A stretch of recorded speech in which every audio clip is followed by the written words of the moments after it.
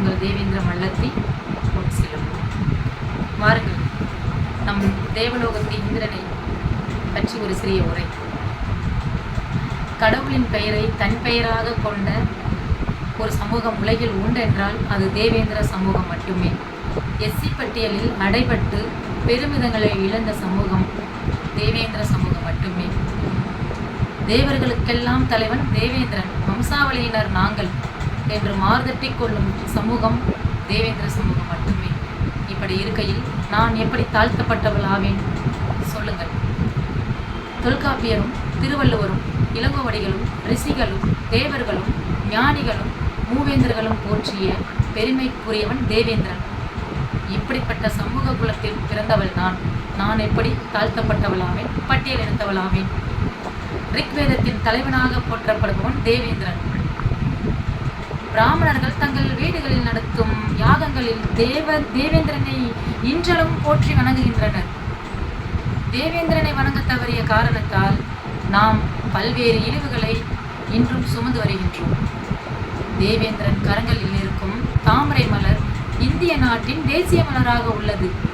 இப்படி இருக்கையில் நான் எப்படி தாழ்த்தப்பட்டவளாவேன்? இந்திய இராணுவத்தில் சாதனை புரிந்த வீரர்களுக்கு வழங்கப்படுகின்ற பதக்கங்களில் இந்திரனின் வஜ்ராயுதம் இடம்பெற்றுள்ளது. நான் எப்படி தாழ்த்தப்பட்டவளாவேன்?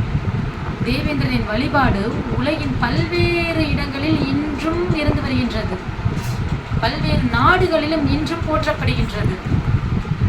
தேவேந்திரனுக்கு உலகம் முழுவதும் இன்றளவும் ஆலயங்கள் உள்ளன. சில சித்தாந்தங்களை சுமந்து கொண்டு தூக்கிச் சென்றதால் தேவேந்திரன் மத்தியில் தேவேந்திரன் இன்றளவும் மழுங்கடிக்கப்படுகின்றான். தஞ்சாவூர் பெருவுடையார் கோவிலில் தேவேந்திரன் சன்னதியில் இருந்த தேவேந்திரன் சிலையை திட்டமிட்டு வஞ்சகத்தோடு அகற்றி இருந்திருக்கிறது இந்த திராவிட கட்சி. இந்த சூழ்ச்சிகளை மக்களே, இந்த சூழ்ச்சிகளை கூட அறிய முடியாத என் தொப்புள் கொடி உறவு வாழ்ந்து கொண்டிருக்கின்றார்கள். காரணம் ஒற்றுமை இல்லாத காரணம். மீண்டும் சொல்கின்றேன், தேவேந்திர மக்கள் ஒற்றுமை இல்லாத காரணத்தால் வஞ்சிக்கப்பட்டு மிதிப்பட்டு பல இன்னல்களை சந்திக்கப்பட்டு வெட்டப்பட்டு இன்னைக்கு வீழ்த்தப்பட்டு கொண்டிருக்கின்றோம். காரணம் ஒற்றுமை இல்லாத காரணம். இன்றளவும் நம் இனத்தவர்களை ஒரு ஓட்டு வங்கியாக மட்டும்தான் செயல்பட்டு கொண்டிருக்கின்றார்கள். உங்களுக்கு புரியவில்லையா? நான் பட்டியல் வெளியேற்றத்தில் வெளியேறுகிறேன் என்று கூவிக்கொண்டுதான் இருக்கின்றோம்.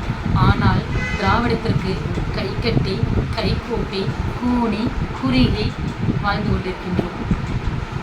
நமக்கான சுய சிந்தனையை உருவாக்குங்கள். நமக்கான வெற்றிப்படிகள் தேடி வரும். அடுத்தவர்கள் பேச்சை கேட்டு உங்கள் மூளையை மழுங்கடிக்காதீர்கள். மண்ணுக்குள் புதைந்து விடாதீர்கள். வெளியேறுங்கள். திராவிடத்தில் இருந்து அடிமைப்பட்டு இல்லாமல் வெளியேறுங்கள். நமக்கான பற்றியல் வெளியேற்றத்தை வென்றெடுப்போம். வாருங்கள், ஒன்றோடு ஒருமிதத்தோடு சங்கத்தோடு பயணிப்போம். வாருங்கள். நன்றி, வணக்கம்.